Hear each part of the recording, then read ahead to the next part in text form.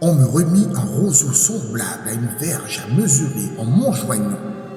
Lève-toi et mesure avec précision le temple de Yahweh, l'autel sacré, et dénombre ceux qui y adorent. Et le parvis extérieur du temple, laisse-le de côté sans le mesurer, car il a été abandonné aux nations profanes. Et elles fouleront aux pieds la cité sainte pendant 42 mois. J'accorderai à mes 2 témoins le pouvoir de prophétiser, revêtus de 50 signes de deuil, durant 1260 jours. Ce sont les 2 oliviers majestueux et les 2 chandeliers resplendissants qui se dressent en présence du Seigneur de la terre. Si quelqu'un tente de leur nuire, des flammes dévorantes jaillissent de leur bouche et consument leur adversaire. Oui, si quelqu'un cherche à leur faire du mal, c'est ainsi qu'il doit périr.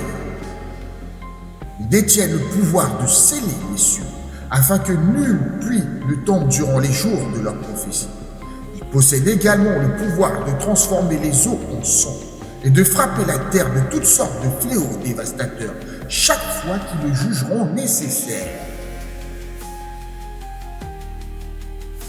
Quand ils auront parachevé leur témoignage, la bête féroce qui surgit de l'abîme leur déclarera une guerre impitoyable, les vaincra et les mettra à mort.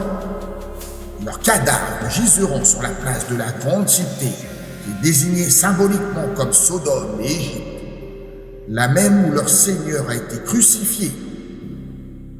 Des hommes de divers peuples, tribus, langues et nations contempleront leur dépouille pendant 3 jours et demi, et ne permettront pas que leur corps soit déposé dans un sépulcre.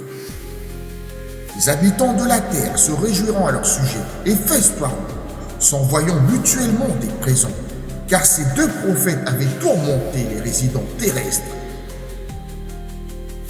Après ces 3 jours et demi, un souffle de vie émanant de Yahweh pénétra en eux, et ils se dressèrent sur leurs pieds, et une terreur profonde s'empara de ceux qui les observaient.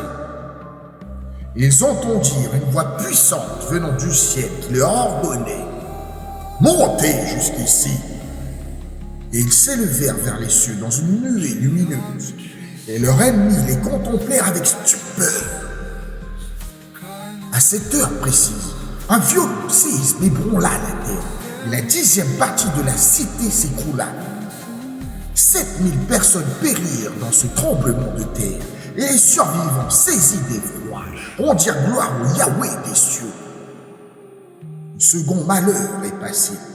Voici, le 3e malheur survient rapidement.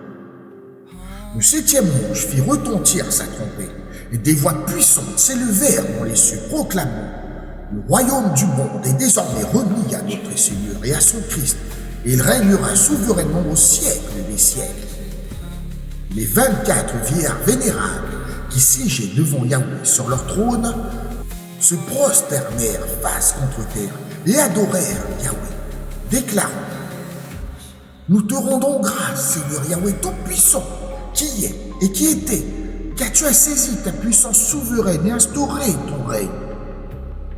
Les nations se sont soulevées avec fureur, mais ta colère s'est manifestée, ainsi que le temps de juger les morts, de récompenser tes serviteurs les prophètes, les saints et ceux qui révèrent ton nom, les hommes et les grands, et d'anéantir ceux qui corrompent la terre. Et le temple de Yahweh dans les cieux fut ouvert, et l'arche de son alliance apparut dans son sanctuaire. Et survint des éclairs fulgurants, des voix retentissantes, des tonnerres assourdissants, un tremblement de terre et une violente grêle.